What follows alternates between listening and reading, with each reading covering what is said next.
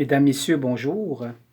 En ce quatrième dimanche du Carême, dans l'Évangile selon Saint Jean, Jésus nous donne un enseignement très important sur le salut.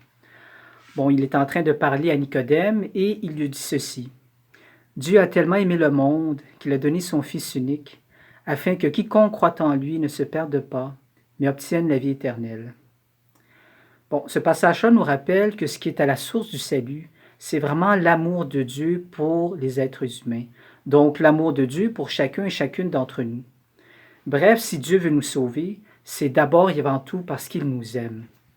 Bon, cependant, je sais qu'on vit dans une époque où la notion même de salut, je dirais, laisse certaines personnes dubitatives, c'est-à-dire qu'on se pose la question, mais au fond, être sauvé, ça veut dire quoi? Jésus est venu nous sauver de quoi au juste? À cette question-là, l'Évangile de ce dimanche-ci nous offre aussi une clé de compréhension. Quand Jésus dit que la lumière est venue dans le monde et les hommes ont préféré les ténèbres à la lumière. Bref, ce que Jésus nous enseigne, c'est que l'être humain porte en lui une part d'obscurité, une part de division qui fait en sorte qu'on peut aussi vivre la division dans notre relation avec Dieu et dans notre relation avec les autres.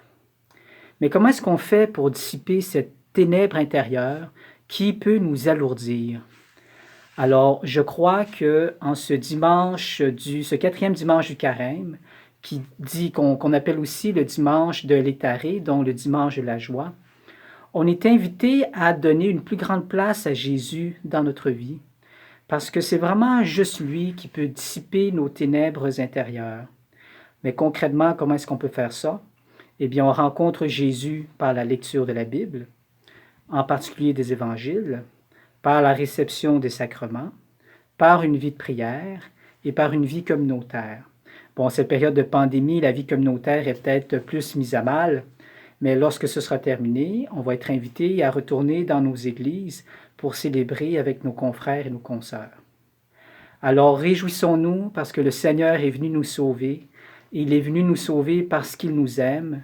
Alors gardons toujours en tête cet amour de Dieu qu'il a pour nous. Et c'est ainsi qu'il nous sauve par la puissance de son amour. Alors bon dimanche à chacun et chacune d'entre vous.